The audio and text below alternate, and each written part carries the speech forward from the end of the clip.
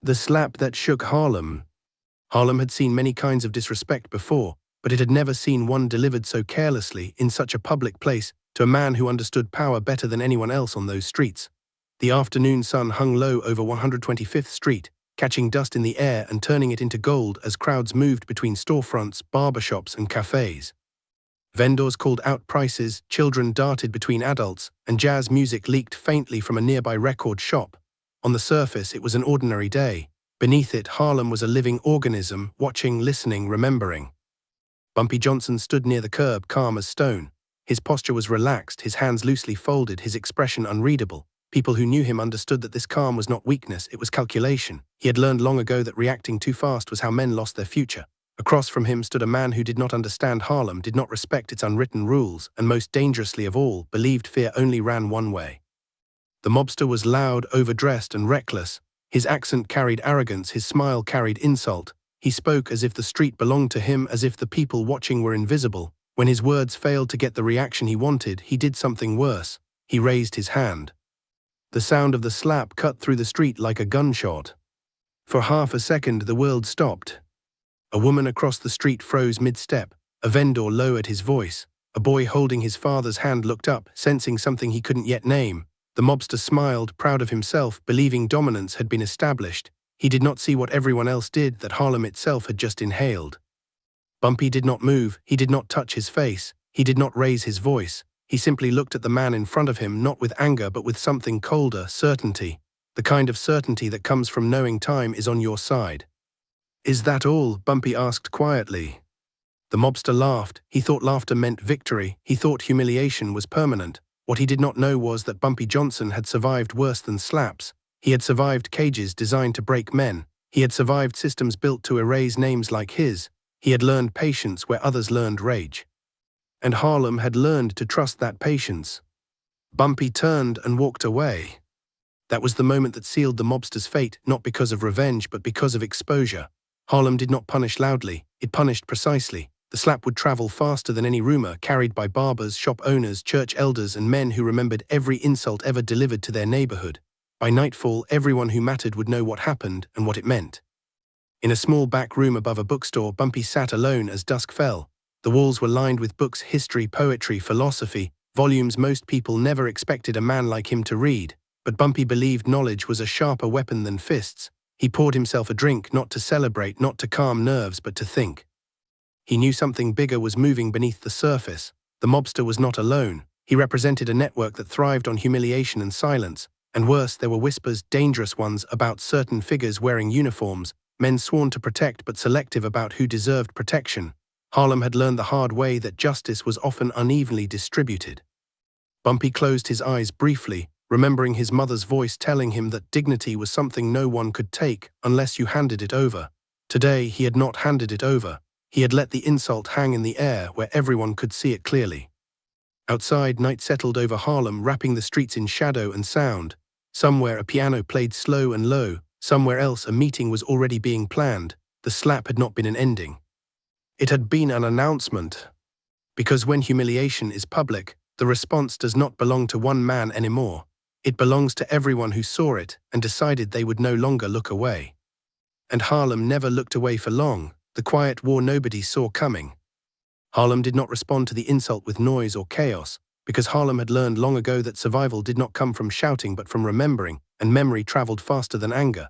By the morning after the slap, the story had already changed shape as it moved through barbershops, kitchens, basements, church steps, and back rooms where men spoke softly and listened carefully. Each retelling sharpened the truth rather than exaggerating it, because everyone understood the weight of what had happened. This was not merely a personal humiliation. It was a public declaration that certain men still believed Harlem was a place where respect could be stolen without consequence. And yet what unsettled those men was not retaliation but silence. The mobster who had delivered the insult waited for a response that never came, mistaking calm for fear, not realizing that Harlem was assembling something far more dangerous than rage, unity without announcement.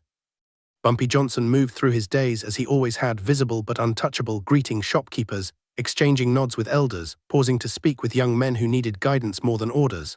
To an outsider he appeared unchanged, but those who knew him closely understood that his mind was operating several steps ahead of the present moment. He was not planning revenge, he was planning revelation.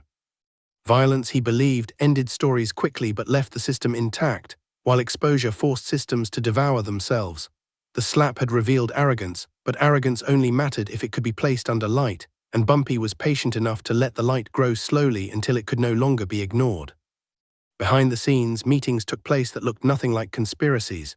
They were conversations about fairness, about boundaries, about how certain individuals had begun to move through Harlem as if consequence had expired. Bumpy listened far more than he spoke, absorbing details others dismissed as unimportant, names repeated too often, favors exchanged too casually, patrol routes that shifted without reason, arrests that followed patterns instead of evidence. He understood that power left fingerprints everywhere, and that arrogance always assumed those fingerprints would never be examined. His strategy was not to accuse, but to document, to allow truth to assemble itself piece by piece until it stood complete and undeniable. The mobster, emboldened by the absence of immediate backlash, began making mistakes, speaking too freely, demanding too much, forgetting that neighborhoods remember who protects them and who exploits them. He visited Harlem again loudly, theatrically, as if daring the streets to react, unaware that the streets were already responding in quieter ways. Doors closed when he entered rooms, conversations paused when he approached, and men who once offered smiles now offered nothing at all. His confidence began to shift into irritation, and irritation into recklessness, because nothing frightens men like losing control without understanding why. At the same time, something else was happening, something far more dangerous to those who relied on secrecy. Certain figures who wore authority like armor began to feel uncomfortable, sensing a tension where they were accustomed to invisibility. Questions that had once been ignored were now being asked politely, persistently, and in places where answers could not be avoided. Records were requested not aggressively but legally. Timelines were compared calmly, patterns were noted methodically. It was not an attack, it was an audit, and audits terrify those who survive on assumptions. Bumpy understood that the strength of his approach lay in its restraint. He did not threaten because threats united enemies. He did not rush because haste revealed intention. Instead, he allowed pressure to accumulate naturally, letting those who had overreached feel the weight of their own actions pressing inward. The mobster began to realize that his authority meant nothing in a place where cooperation had quietly evaporated. He could no longer move freely, could no longer rely on whispered arrangements to smooth his path. Every step he took seemed to close another door, and paranoia began to replace confidence. Harlem watched all of this unfold with careful eyes. Mothers warned their sons not with fear but with wisdom. Elders spoke openly about dignity, about how humiliation only worked if it was accepted. Even children sensed that something had shifted, that the neighborhood was standing straighter, breathing deeper, refusing to shrink. The slap, intended to degrade, had done the opposite. It had reminded Harlem of its collective spine. As weeks passed, the mobster's allies began distancing themselves, quietly at first, then more visibly, because loyalty built on intimidation collapses the moment intimidation stops working. He reached out to those he believed could shield him, only to find responses delayed, excuses offered, meetings postponed.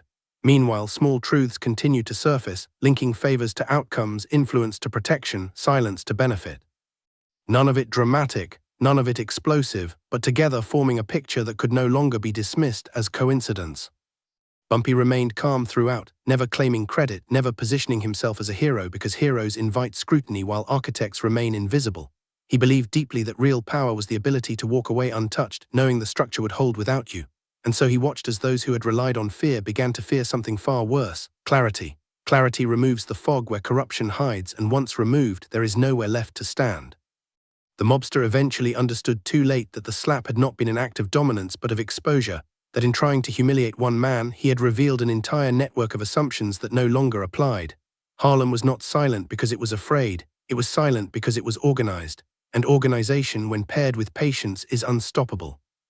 By the end of that season, the streets felt different, lighter, straighter, not because justice had been loudly declared, but because injustice had begun to collapse under its own weight. The slap was no longer remembered for the sound it made, but for the chain reaction it triggered, a reminder that dignity, once awakened, does not return to sleep. And as Bumpy walked those streets, unchanged in posture, unchanged in voice, those who truly understood power recognized something profound. The quiet war had already been won, long before anyone announced its end. When the masks began to slip, by the time autumn settled over Harlem, the tension that had once hummed quietly beneath the streets had changed its rhythm, no longer sharp or urgent but heavy, deliberate and unavoidable. Like clouds that gather so slowly people forget to look up until the sky is already dark. What had begun as a single moment of public disrespect had transformed into something far larger than the men who first stood facing each other that afternoon. It had become a mirror held up to everyone who benefited from silence, and mirrors have a way of unsettling those who avoid their own reflection. Harlem, which had been underestimated for decades, was now watching closely, not with fury but with memory, and memory is patient enough to wait for truth to reveal itself without being pushed. Bumpy Johnson sensed the shift before others named it. He felt it in the way conversations grew more cautious among men who once spoke freely, in the way certain doors that had always been open now closed too quickly, and in the way favors that once moved smoothly through back channels began to stall without explanation. He did not celebrate these changes because celebration invites carelessness, and carelessness was the one luxury he never allowed himself. Instead, he adjusted, observing how pressure changed behavior, how confidence curdled into defensiveness, and how men who had relied on reputation alone suddenly found themselves questioned by the very systems they believed they controlled. What unsettled those men most was that there was no single enemy to confront. There were no threats to silence, no obvious leader to remove, no dramatic gesture to crush. The resistance they faced was made of ordinary actions taken collectively, records requested, witnesses remembering details they had once dismissed, patterns discussed calmly rather than argued emotionally. Every attempt to reassert dominance seemed to expose another weakness, another assumption that no longer held. The power structure they had relied upon began to wobble not because it was attacked, but because it was examined, and examination is fatal to anything built on secrecy. In private, the mobster who had delivered the slap struggled to understand how everything had slipped beyond his control. He replayed the moment again and again, searching for the instant where he should have acted differently, but pride blinded him to the truth that the mistake was not the slap itself, but the belief that humiliation only traveled downward. He had believed fear was permanent, that silence meant submission, and that visibility equaled control. What he failed to understand was that silence can also be preparation, and visibility can become exposure when the audience is no longer impressed. Meanwhile, Harlem's community grew stronger in ways that were difficult to measure but impossible to ignore. People began speaking more openly about boundaries, about dignity, about the difference between power and intimidation. Young men who once believed respect could only be taken learned instead that it could be cultivated, defended, and shared. Elders who had survived worse times found themselves listened to again, their warnings no longer dismissed as outdated but recognized as hardened wisdom. The neighborhood did not radicalize, it clarified, and clarity sharpened every decision. Bumpy remained a constant presence, not as a commander issuing directives, but as a stabilizing force reminding people that patience was not passivity. He often spoke about restraint, about how reacting emotionally satisfied enemies more than it protected communities. He reminded those closest to him that the goal was not to humiliate anyone in return, but to make humiliation ineffective, to strip it of the power it derived from fear and isolation. His philosophy unsettled those who expected retaliation, because it denied them the satisfaction of being seen as important enough to provoke chaos. As scrutiny intensified, small inconsistencies began surfacing in places long considered untouchable. Decisions that had once been accepted without question were suddenly revisited. Procedures were reviewed, timelines compared. The language of authority shifted from certainty to defensiveness, from command to justification. Those who had grown comfortable operating without accountability found themselves struggling to explain actions they had never expected to defend.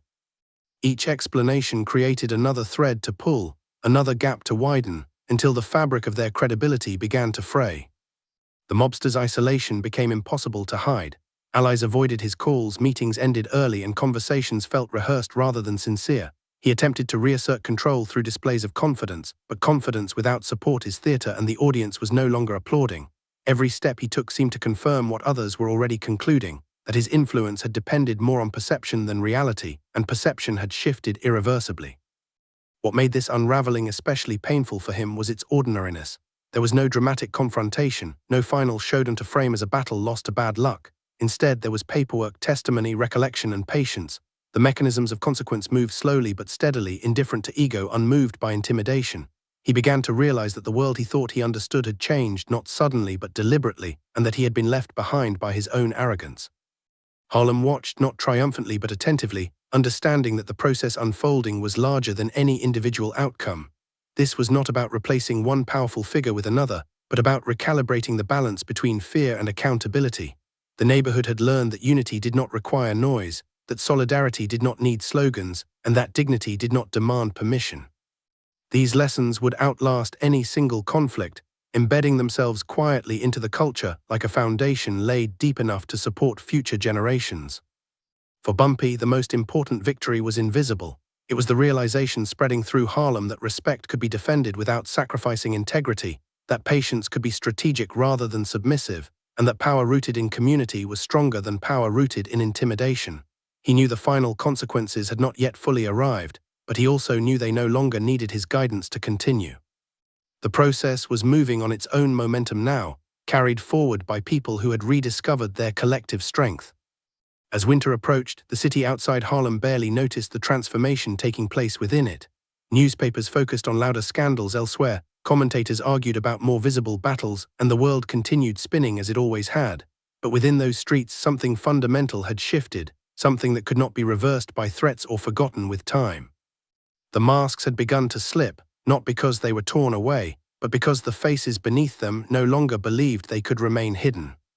And in that quiet realization lay the true cost of the slap, a cost far greater than the man who delivered it had ever imagined, because when dignity awakens in a community, it does not return to sleep, and when people stop looking away, even the most carefully constructed illusions begin to collapse under the weight of their own truth, the weight of what could no longer be hidden.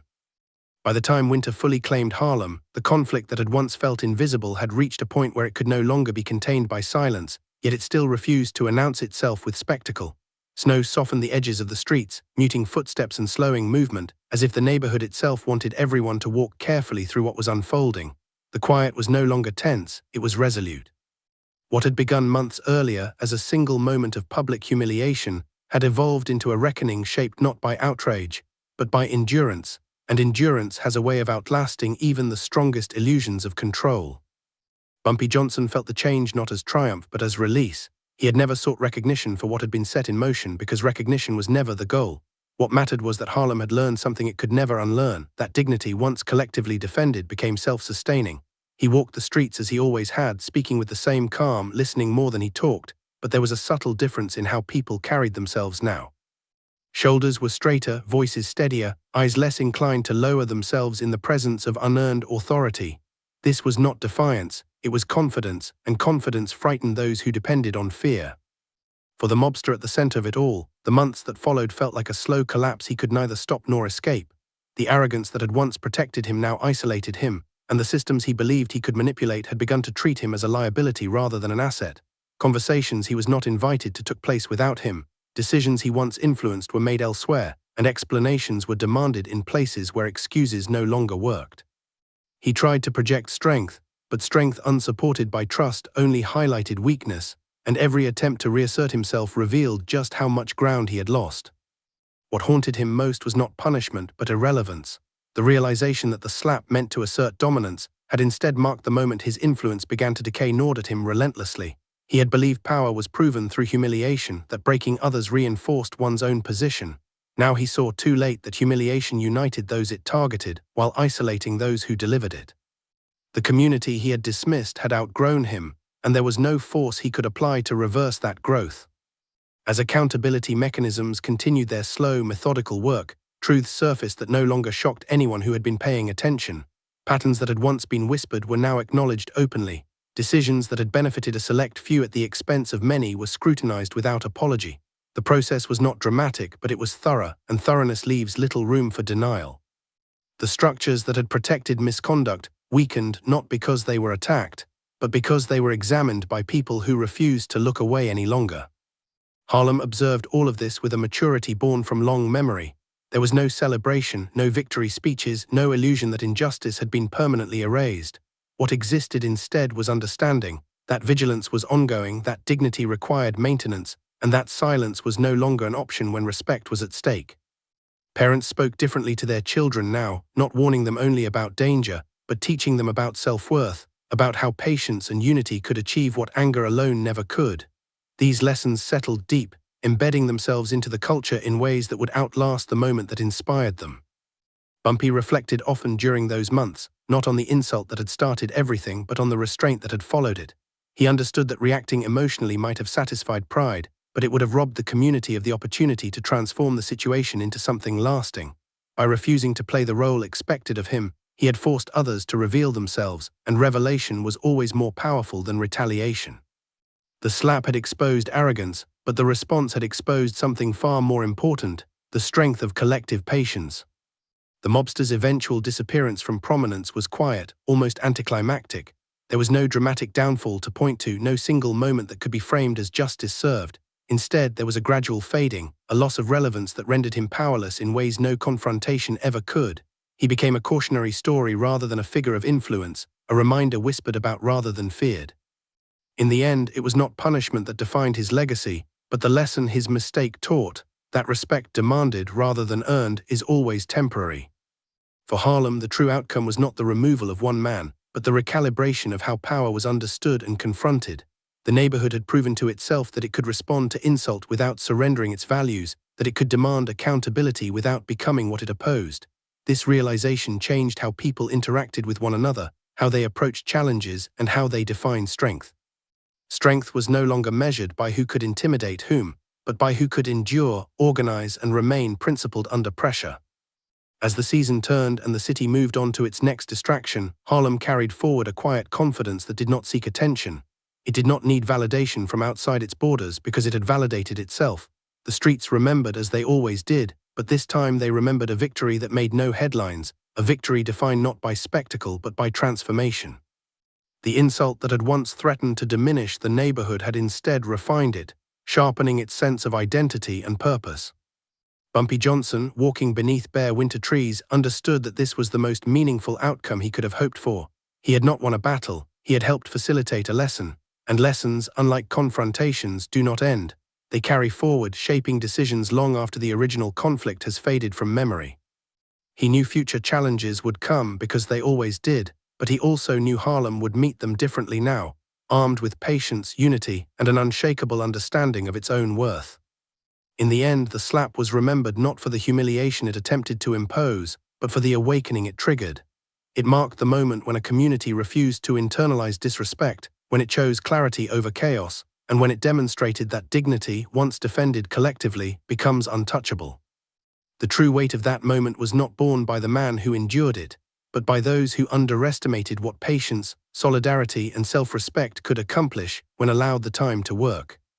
And so the story did not conclude with applause or punishment, but with something far more enduring, a community that had learned to stand without shouting, to resist without hatred, and to remember that the most powerful response to humiliation is the refusal to let it define you.